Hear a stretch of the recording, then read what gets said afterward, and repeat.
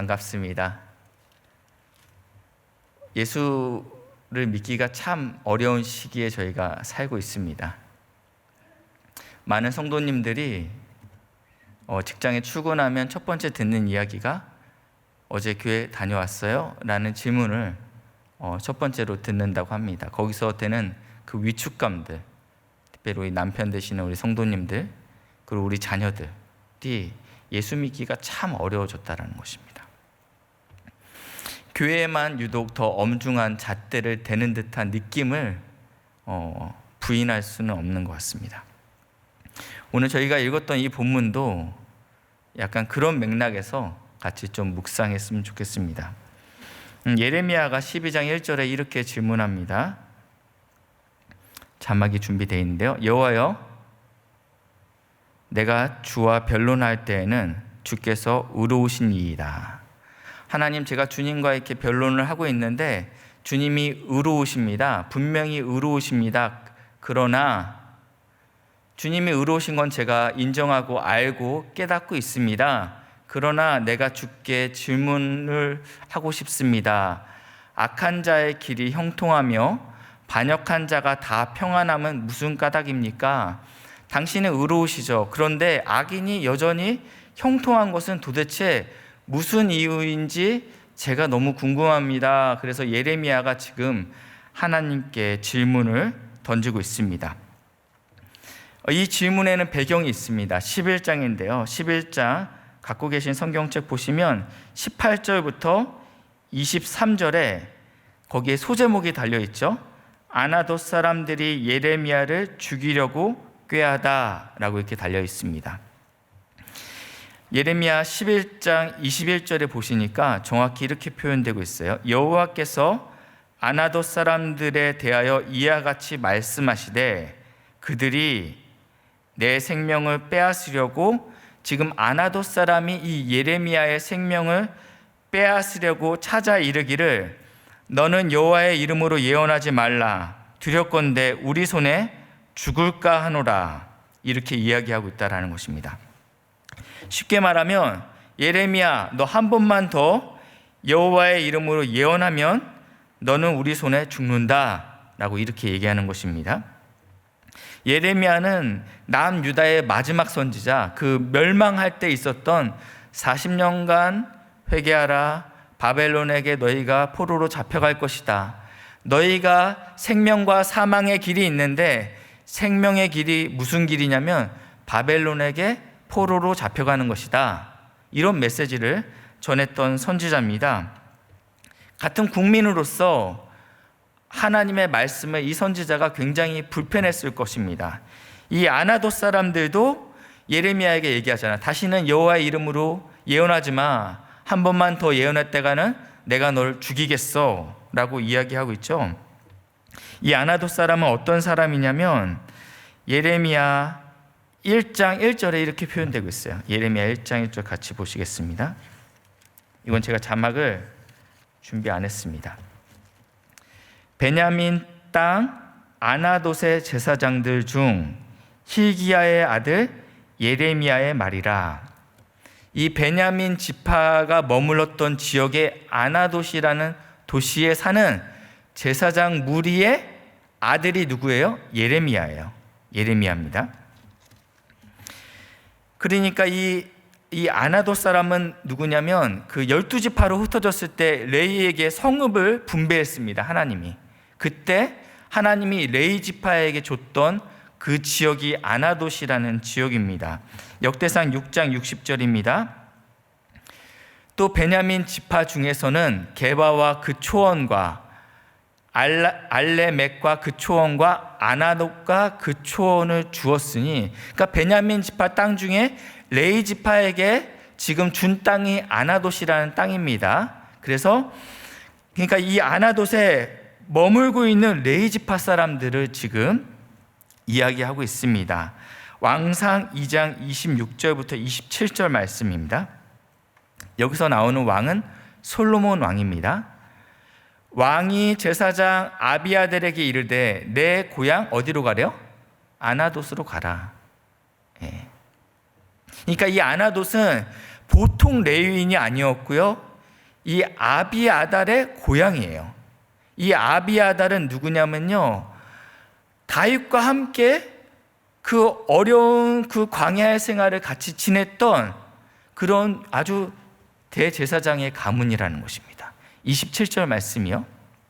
이 아비아달은요, 누구냐? 여러분이 잘 아시는 엘리의 집안 사람이라는 거예요. 엘리의 집안. 우리 엘리 잘 아시죠? 홈니와 비느하스.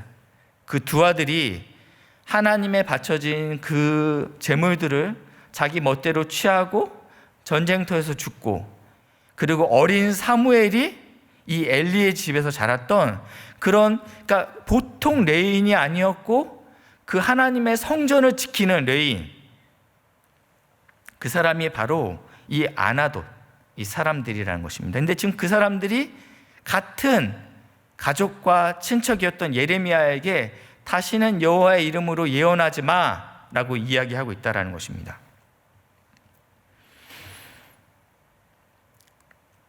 예레미야 12장 2절 말씀에는 이렇게 표현되고 있습니다. 이 아나돗에 대해서 이렇게 얘기했어요. 주께서 이 아나돗 사람들을 심으심으로 제가 심어도 불안하잖아요, 저는요. 그렇죠? 얼마 전에 저희 아들이 학교에서 강낭콩을 줬어요.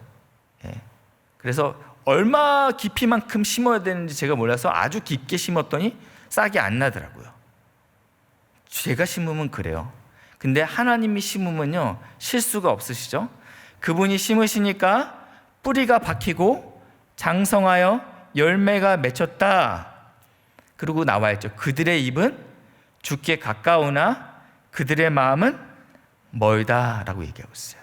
이 아나돗 제사장의 무리들은, 하나님을 섬긴다고 말하는 이 사람들은 입으로는 하나님을 섬긴다고 말하고 있지만 마음은 전혀 다른 곳에 있다라는 것이에요. 그러니까 예레미야가 이렇게 선포하는 메시지가 굉장히 불편했습니다.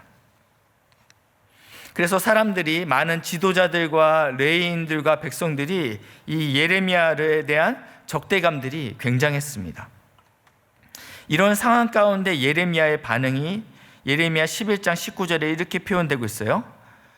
끌려서 도살당하러 가는 순한 어린 양 같이 자기가 반응했다라고 얘기하는 거예요. 자기는 하나님께서 전하라는 메시지를 전했을 뿐인데 백성들이 자기를 이유 없이 미워하고 죽이려고 합니다. 그때 예레미야가 어떻게 반응했냐? 끌려서 도살당하러 가는 순한 어린 양처럼 행동했다라는 거예요. 더 이상 우리가 이런 자세를 미덕이라고 여기지 않아요. 당당하게 우리의 요구를 주장해야 된다고 생각하고, 그리고 또 억울하게 당하는 일에 대해서 우리가 명확하게 해명해야 될 필요가 있다라고 생각합니다. 근데 예레미야의 반응이 많이 무기력해 보입니다. 많은 사람이 이렇게 공경에 처한 사람들한테 이런 성경 말씀을 갖다 댑니다. 예수님께서 이렇게 말씀하셨지, 뱀같이 지혜로워하라.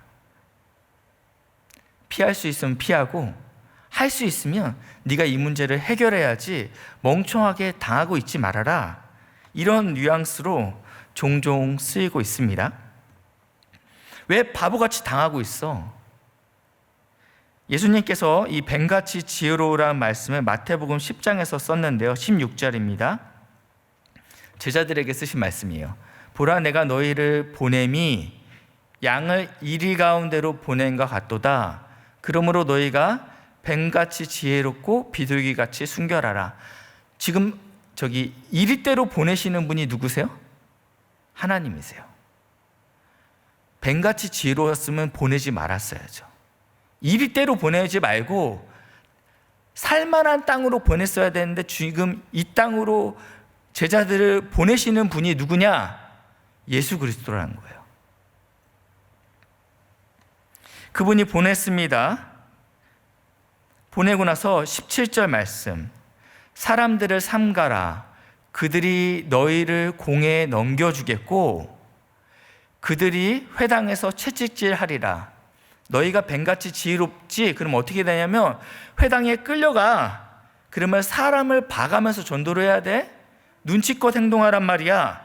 혹시 공회에 넘겨지기 전에는 내가 로마 시민임을 밝혀서 매를 면할 수 있으면 면해. 이렇게 얘기하지 않으셨다라는 거예요. 뱀같이 지혜로워하라 말씀했는데 너희 제자들이 앞으로 당해야 될 이들이 어떠함을 지금 이야기하고 있습니다. 그 다음 말씀인데요. 21절. 장차 형제가 형제를, 아버지가 자식을 죽이는데 내주며 자식들이 부모를 대적하여 죽게 하리라. 끔찍하죠. 사람이 어떻게 여기까지 갈 수 있습니까? 그 다음 말씀입니다. 또 너희가 내 이름으로 말미암아 모든 사람에게 미움을 받을 것이나. 이거는요, 주님께서 이미 제자들에게 말씀하신 상황입니다. 우리는 예수의 이름 때문에 박 목사님 참 나이스 하시네요. 하나님이 이러려고 우리를 부르신 게 아니라는 것입니다.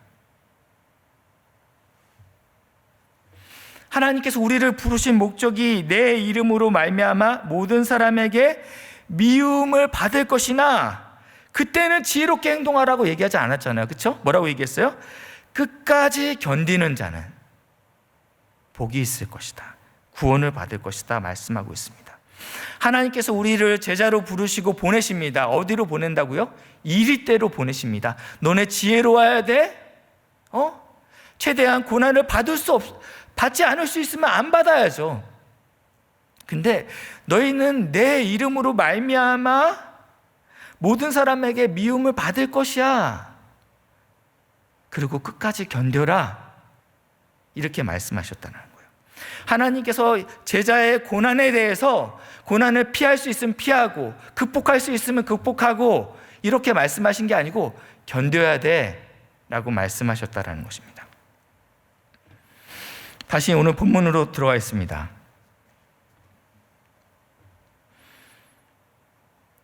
예레미야를 이제 대적하려고 많은 이 아나돗 사람뿐만 아니라 많은 사람들이 예레미야를 협박하고 또 죽이려고 했습니다. 이때 예레미야의 반응이 도살장에 끌려가는 순한 어린 양 같다라고 말씀드렸습니다. 이러면 우리는 답답하죠. 그렇죠? 사실은요. 근데 하나님께서 이 예레미야에게 위로의 말씀을 주셨습니다. 위로의 말씀이 예레미야 11장 20절 말씀인데요. 일단 첫 번째는 하나님은 공의로 판단하시는 분이십니다. 이걸 믿으셔야 돼요. 하나님은 공의로 판단하시는 분이시다. 내 직장 상사는 공의로 판단하지 않을 수 있죠. 그렇지만 우리 주님께서는 일단은 공의로 판단하시는 분이시다. 두 번째는 사람의 마음을 감찰하시는 분이다. 사기꾼이 얼굴에 나 사기꾼이라고 써놓지 않아요. 그렇죠? 천사 같아요. 대부분. 사람은요 몰라요. 그렇죠? 근데 하나님은 그 내면의 동기까지 아시는 분이기 때문에 이 공의가 틀리지 않아요. 세 번째는 만군의 여호와십니다. 그분이 능력이 없으신 분이 아니라는 겁니다. 이런 분이 나의 원통함, 이 리브라는 단어인데 소송이라는 단어예요. 나의 소송을 우리가 주께 아뢰 수 있다는 것입니다. 지금 상황은 그렇지 않은데 내가 지금 도살장에 끌려가는 양 같은데 공의로우시고 그리고 사람의 마음까지 감찰하시는 만군의 하나님께 내가 소송을 걸 수 있다는 거예요. 하나님, 나 좀 변호해 주세요. 그러니까 이렇게 얘기하죠. 그들에 대한 주의 보복을 내가 볼 것입니다.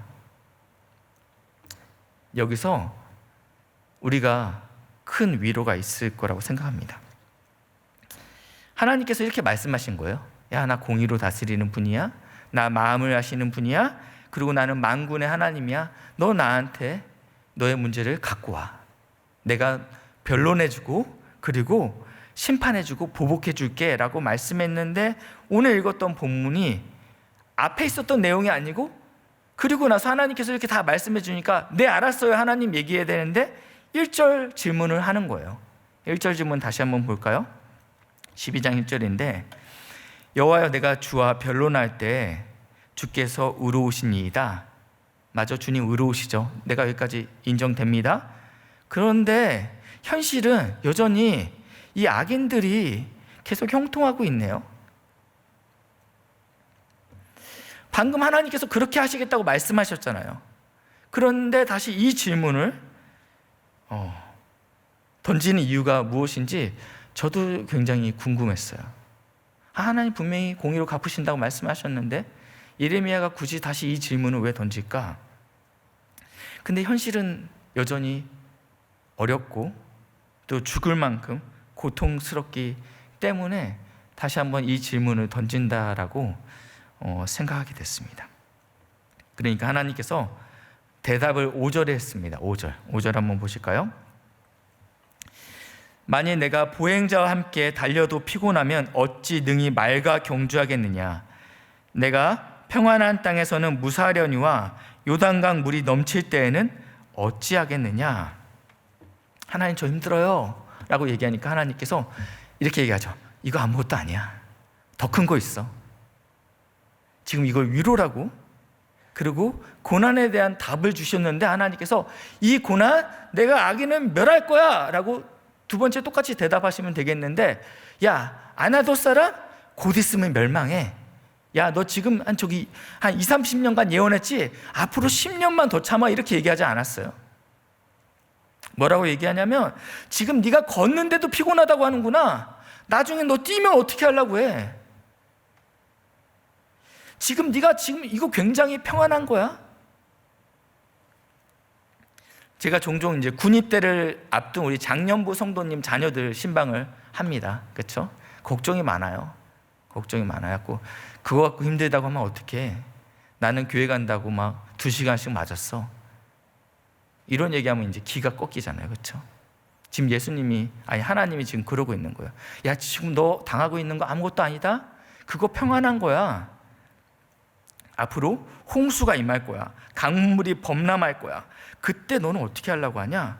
이렇게 이야기하고 있다는 겁니다. 예레미야의 질문에 직접적인 답변을 하지 않으시고 앞으로 더 크고 더 어려운 상황이 닥칠 텐데 그때 네가 잘 준비되어 있어야 된다라고 이야기하고 있습니다.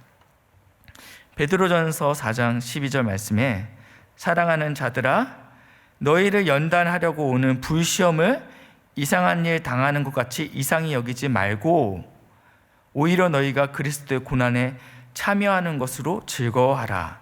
이는 그의 영광이 나타나실 때 너희로 즐거워하고 기뻐하게 하려 함이라. 말씀 이렇게 잡아주시면 감사하겠습니다.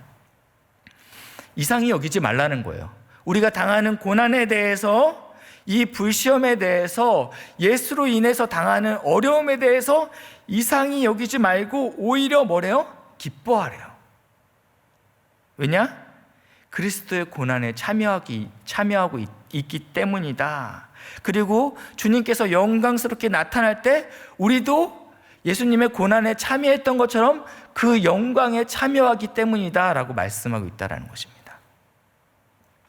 여기서 우리가 위로가 돼야 돼요. 예수 때문에 당하는 고난이, 예수로 말미암아 당하는 고난과 아픔이 그리스도의 고난에 참여하고 있다라고 말씀하고 있습니다. 사도행전 9장에 예레미야 그 초대 예루살렘 교회가 핍박을 받아서 여기저기 흩어졌습니다. 열심히 있었던 사울이 다메섹까지 하나님의 백성 예루살렘 교회 성도들을 죽이기 위해서 지금 가고 있는 길이었습니다. 사도행전 9장 4절 말씀에 이렇게 나와 있죠. 하늘에서 빛이 비치고 이 사울이 땅에 엎드려졌을 때 하늘에서 소리가 들려 이르되 사울아 사울아 내가 어찌하여 나를 박해하느냐 하시거늘 이야기하고 있어요. 지금 박해는 누가 받고 있어요? 성도들이 받고 있어요. 교회가 받고 있어요. 근데 지금 예수님은 뭐라고 말씀하냐면 왜 네가 나를 박해하느냐라고 얘기하고 있어요. 몸된 교회가 박해받는 게 결국은 누구가 박해받는 것처럼 여기냐면 하나님께서 동일시 여기냐면 예수 그리스도께서 박해받는 것으로 동일시 여기고 있다라고 말씀하고 있습니다. 그러니까 이 땅에서 성도가 받는 고난과 아픔은 너무나도 영광스러운 것입니다. 너무나도 영광스러운 것입니다. 골로새서 1장 24절 말씀인데, 나는 이제 너희를 위하여 받는 괴로움을 기뻐하고 그리스도의 남은 고난을 그의 몸된 교회를 위하여 내 육체에 채우노라. 아멘. 이제 여기서 오해하시면 안 돼요. 남은 고난이 있다고 하니까 주님께서 뭔가 다 완성시키지 못한 뭔가 있기 때문에 내가 그 구원의 사역에 내 고난을 얹음으로 이것을 완성시켜 나간다라는 느낌이 아닙니다. 예수님께서 십자가에 죽으실 때 뭐라고 말씀하셨냐면 다 이루셨다고 말씀하고 있습니다. 우리의 고난과 우리의 수고와 우리의 헌신이 그 구원에 0.1%도 기여할 수 없고 또 영향을 미칠 수 없습니다. 그렇지만 성령으로 말미암아 예수와 우리가 하나가 됐어요. 예수가 머리가 되고 우리가 그의 몸이 됐기 때문에 예수의 고난을 우리도 같이 받게 되는 것입니다. 예수의 영광을 받기 위해서.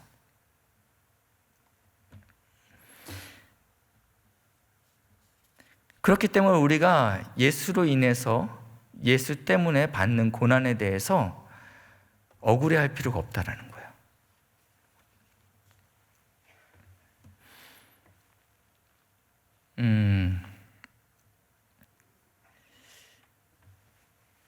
실제로 있었던 일이라고 합니다. 저도 이제 그 출처를 찾다가 그 원본 출처를 못 찾았어요. 원본 출처를 못 찾아서 이 예화를 써야 될지 말아야 될지 굉장히 고민했는데 시간이 굉장히 많이 남아서 일단 쓰고 가겠습니다. 그 미국의 한 여학생이 그 소아암에 걸렸습니다. 소아암에 되게 열심히 청소년부로 열심히 출석하고 활동했던 친구인데 교회에서 열심히 기도했겠죠. 이 친구를 위해서 기도하고 또 많은 성도들이 이 부모에 대해서 마음을 쏟고 있는 상황인데 이 친구가 또 이렇게 항암 치료를 잘 받고 퇴원했다라는 소식을 들었습니다. 근데 교회를 나오지 않네요. 그래서 무슨 일인지 이제 수소문한 끝에 이 여자아이가 왜 교회를 나오지 못하는지 이 성도들이 알게 됐습니다. 그래서 이 조그만 마을에 교회가 한 50명밖에 되지 않는 이 마을에 성도들이 마음을 이렇게 다 잡아 먹었다고 하더라고요. 그래서 이렇게 동네 미용실이 몇 개나 있겠어요. 그 이제 미용실에 가서 한 성도님께서, 한 권사님께서 머리 좀 잘라주세요. 그랬더니 어떻게 잘라드릴까요? 그랬더니 삭발로 잘라주시오. 그러니까 이제 머리 삭발로 자르고 그날 유독 손님이 많았는데 한 그 몇십 명의 사람들이 와서 다 머리를 삭발로 자르고 가서 이 미용실 원장님이 너무 이상해서 이거를 이제 제보를 세상에 이런 일이 뭐 이런 데다 제보를 했겠죠. 그래서 이제 방송에 이제 그 내용이 나왔다고 합니다. 그래서 이제 교회에서 카메라가 있고 많은 사람들이 이렇게 머리에다가 이제 그 모자를 쓰고 앉아 있었습니다. 50명의 사람들이 앉아 있는데 그 문이 딱 열리면서 카메라가 이 여자아이를 딱 비춰주는 거예요. 이 여자아이도 이제 항암 치료했으니까 이제 머리가 없죠. 그래서 이제 모자를 딱 쓰고 들어오는데 이 50명의 성도들이 이 자매를 봤을 때 다 이렇게 모자를 벗으면서 환하게 웃었다고 하더라고요. 그러니까 이 소녀가 같이 울으면서 자기 이제 모자를 벗었으면서 이 리포터가 마지막으로 했던 메시지가 이겁니다. 저는 교회를 다니지 않습니다. 근데 만약에 제가 교회를 다닌다면 저는 이 교회를 다니겠습니다.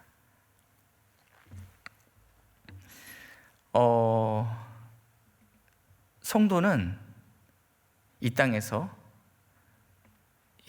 도살장에 끌려가는 듯한 순한 어린 양처럼 예수님께서 그렇게 하셨기 때문에 우리도 그러한 모습을 보여야 됩니다.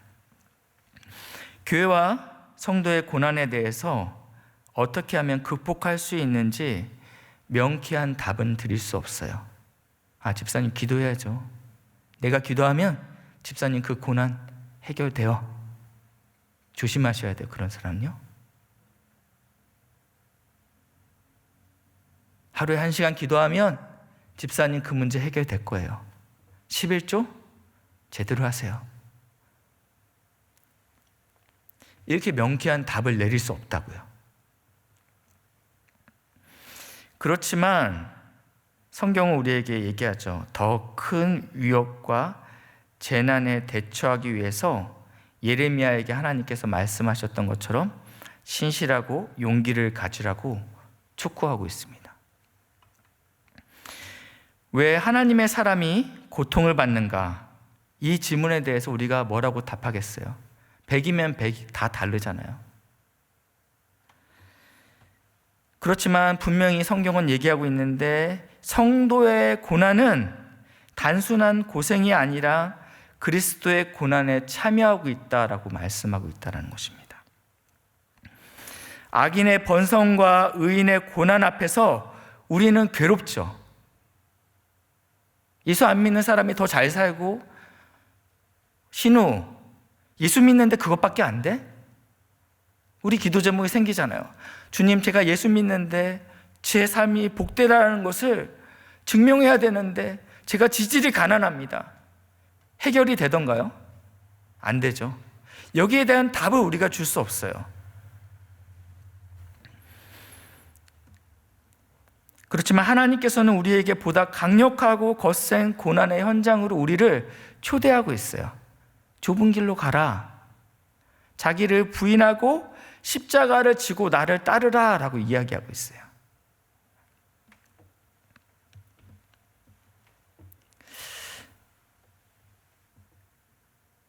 위로가 여기 있습니다. 예수님을 믿는 이들이 고난을 당할 때 예수님을 믿는 이들이 고난을 받습니다. 그렇죠? 다니엘과 세 친구들, 사드락과 메삭과 아벳느고가 하나님 때문에 풀무불에 들어갑니다. 굉장히 인재들이었죠. 그랬는데 그때 느부갓네살 왕이 풀무불에 들어간 이 사람들을 보고 이렇게 고백합니다. 그때 느부갓네살이 놀라 급히 일어나서 모사들에게 물어 이르되 우리가 결박하여 불 가운데 던진 자는 세 사람이 아니었느냐 하니 그들이 왕에게 대답하여 이르되 왕이여 옳소이다. 그 풀무불에는 누가 있었냐고요? 주님이 같이 있었어요. 여기서 우리가 위로를 받으셔야 돼요. 풀무불에서 살아나온 거에서 위로를 받으시면 안 되고 살아나올 수도 있고 죽을 수도 있고, 근데 그 고난에 누가 있었냐면 예수가 함께 하십니다. 이게 위로가 되셨으면 좋겠어요. 내가 지금 감당할 수 없는 고난 가운데 계십니까? 예수가 함께 하십니다. 우리 좀 같이 찬양하겠습니다. 예수 때문, 이 찬양 잘 모르실 것 같은데 제가 몰랐는데 저도 이게 미얀마에서 만들어졌다고 하더라고요. 미얀마에서.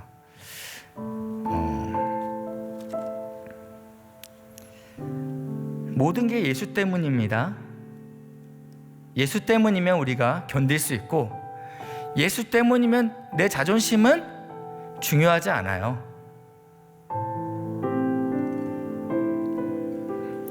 우리 같이 한번 찬양으로 고백하겠습니다. 위대한 그 사랑으로 십자가 주님 지셨네. 세상 속에 빛되었네. 주님의 피로 사셔서 영원한 생명 주셨네. 값없이 주신 그 참 사랑. 다시 한번 고백합니다. 위대한 그 사랑. 위대한 그 사랑으로 십자가 주님 지셨네. 세상 속에 빛 되었네. 주님의 피로 사셔서 영원한 생명 주셨네. 값없이 주신 그 참 사랑. 예수 때문에 사랑하고, 예수 때문에 찬양하고, 예수 때문에 완전하고, 예수 때문에 받고 예수 때문에 행복하고 예수 때문에 의롭고 예수 때문에 살아가고 예수 때문에 살아가고 예수 때문에 찬양하고 예수 때문에 완전하고 예수 때문에 상 받고 예수 때문에 행복하고 예수 때문에 의롭고 예수 때문에 다시 한번 고백합니다. 예수 때문에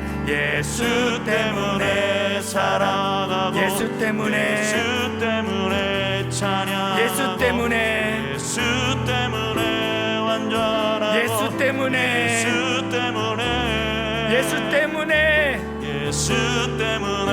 상 받고 예수 때문에 행복하고 예수 때문에 의롭고 예수 다시 한번 고백합니다. 예수 때문에 살아가고 예수 때문에 찬양하고 예수 때문에 완전하고 예수 때문에 상 받고 예수 때문에 행복하고 예수 때문에 의롭고 예수 때문에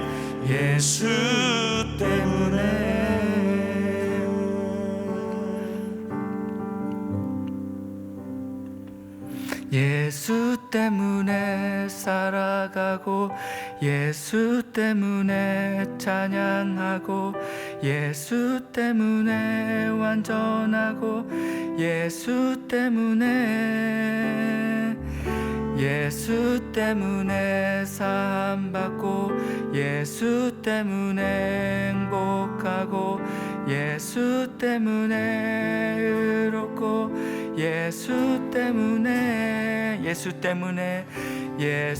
때문에 살아가고 예수 때문에 완전하고 예수 때문에 완전하고 예수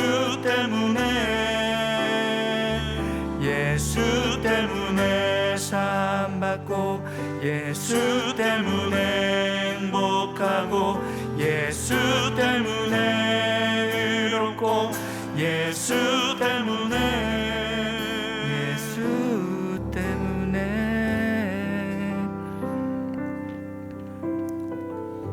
이 시간 우리 한번 기도했으면 좋겠습니다. 미얀마 땅 위해서 기도할게요.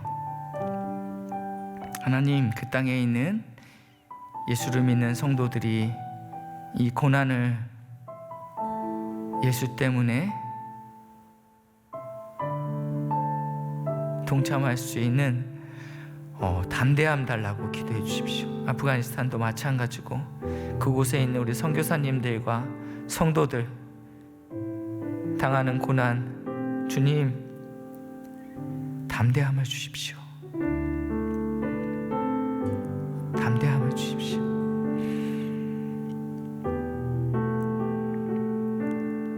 우리 기도하시고 자리에서 일어나시겠습니다. 기도하시겠습니다.